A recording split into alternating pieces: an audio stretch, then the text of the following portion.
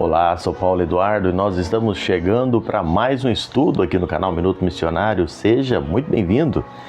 Prazer encontrar você aqui novamente. Uma alegria ter você aí do outro lado para juntos podermos estudarmos a Palavra de Deus.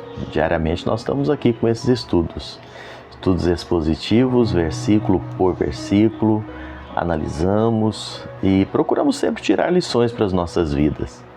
Quero convidar você aí do outro lado a me acompanhar em mais um estudo agora. Vamos juntos? Hoje nosso estudo nós vamos seguindo aqui no capítulo 25 de Atos. Vamos ver dos versículos 23 a 27. Paulo está agora diante de Agripa, né? E vai ter mais uma vez oportunidade de fazer a sua defesa. Interessante pensarmos onde Paulo está, não é? Paulo está preso, mas Paulo está testemunhando na presença de reis agora.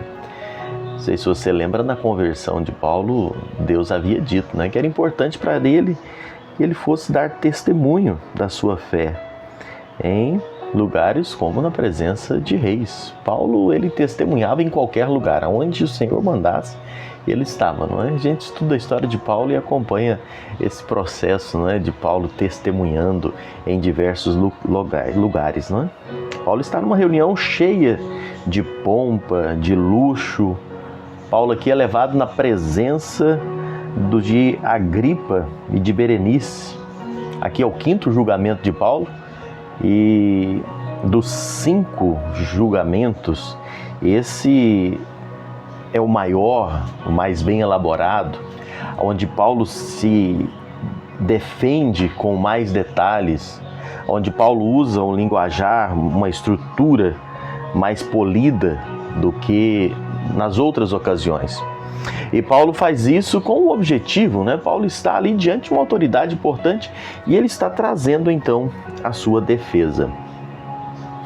Nos versículos 23 a 25, nós temos a opinião de Festo a respeito de Paulo.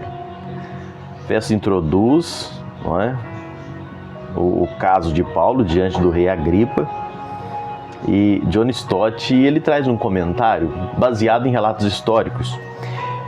De acordo com a tradição, John Stott diz que Paulo era pequeno, um pouco atraente, calvo, sobrancelhas salientes, nariz adunco, pernas tortas, mas mesmo assim cheio de graça.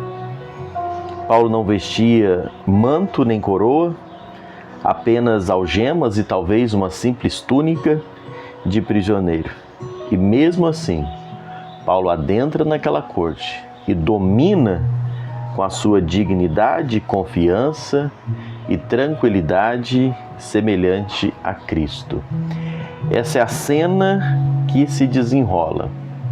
John Stott traz essa descrição baseada em relatos históricos, né? E é interessante pensar Paulo diante de Agripa, de Festo. Festo deixa muito claro que a acusação contra Paulo se avolumava, porque não vinha apenas dos líderes, mas também do povo, capítulo 25, versículo 24. E agora o governador deixa claro que os judeus não desejavam apenas um julgamento isento, mas que eles queriam a cabeça de Paulo. Que o desejo ali não era ser julgado apenas, mas era que Paulo fosse morto. Festo destaca, porém, que mesmo Paulo tendo apelado para o imperador romano, no verso 25 ele diz que considerava Paulo inocente daquelas acusações. Festo não podia enviar Paulo a César sem antes escrever um relatório, sem antes fazer um relatório detalhado dos crimes que ele havia cometido e por que ele seria levado àquela corte.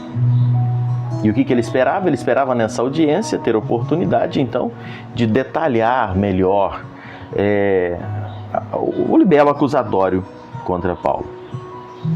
John Stott ele diz que o relato de Festo sobre a situação de Paulo era uma mistura entre verdades e erros. Era verdade porque por 2 vezes a comunidade judaica exigiu a morte de Paulo e que Festo não considerava ele culpado de nenhum crime.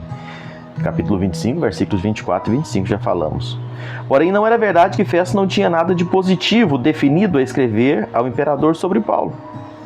E que não conseguia mencionar as acusações contra ele. E nós falamos isso porque, como vimos, as acusações dos judeus eram definidas, específicas, e o que faltava a Festo não eram acusações, mas eram evidências para comprová-las. E na falta delas, ele deveria ter tido coragem de declarar Paulo inocente e soltá-lo. Mas ele não teve coragem de assim fazê-lo. A gente fica pensando nessa situação em que Festo se encontra, sabendo que Paulo era inocente, mas não tinha coragem de se posicionar, não tinha coragem de decidir e não tinha argumentos para isso. Eu fico pensando em relação ao Evangelho, isso acontece tantas vezes, não é? Pessoas que sabem do Evangelho, sabem da verdade, sabem o que precisam fazer, mas falta-lhe coragem de posicionar. Falta coragem de tomar uma decisão firme. Falta coragem por diversas razões, por conveniência, por amizades, por medo, e deixam passar uma grande oportunidade. Que Deus possa nos dar ousadia e coragem para nos posicionar, para testemunhar e para fazer aquilo que devemos fazer conscientes na presença de Deus. Deus te abençoe, obrigado por me acompanhar em mais um estudo. Eu volto dando sequência a esse assunto, se assim o Senhor nos permitir. Até um próximo encontro. Deus te abençoe, em nome de Jesus.